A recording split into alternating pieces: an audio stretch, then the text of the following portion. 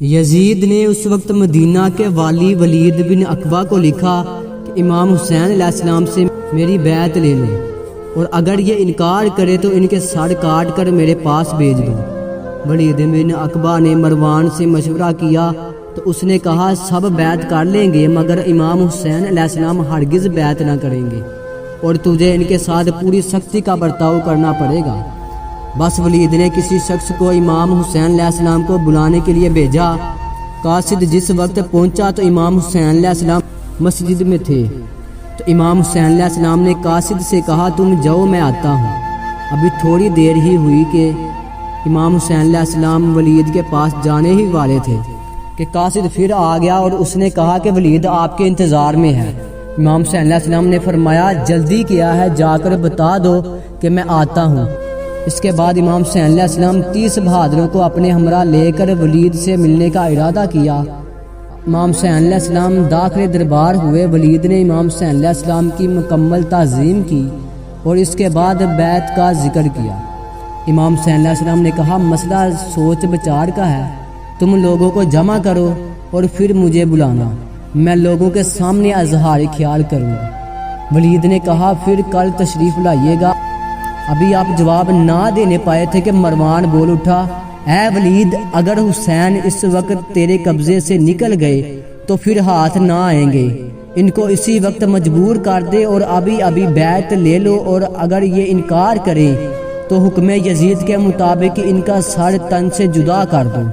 یہ سننا تھا کہ امام حسین علیہ السلام کو جلال آ گیا اور فرمایا کہ کس میں جرأت ہے کہ حسین کو ہاتھ لگا سکے؟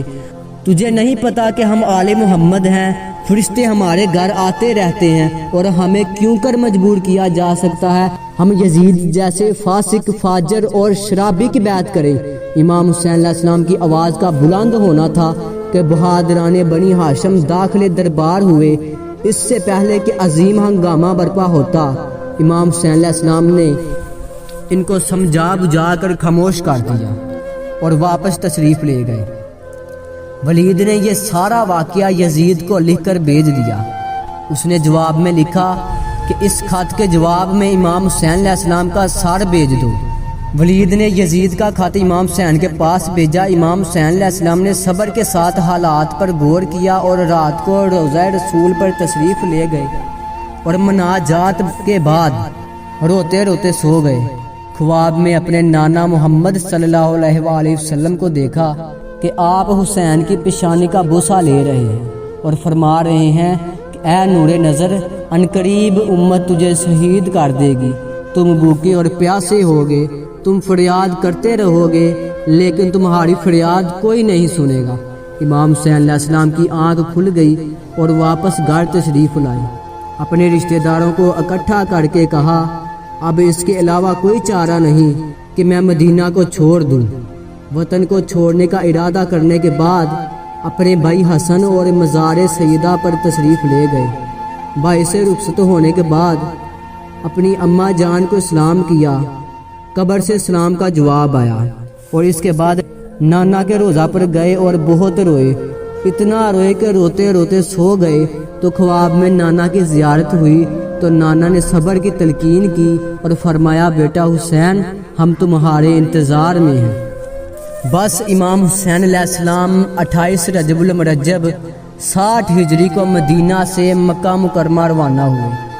آپ علیہ السلام کے ساتھ تمام مخدرات عصمت و طہارت اور چھوٹے چھوٹے بچے تھے، البتہ آپ کی ایک صاحبزادی جن کا نام فاطمہ صغریٰ تھا اور جن کی عمر اس وقت 7 سال تھی، شدید علالت کی وجہ سے ہمراہ نہ جا سکی۔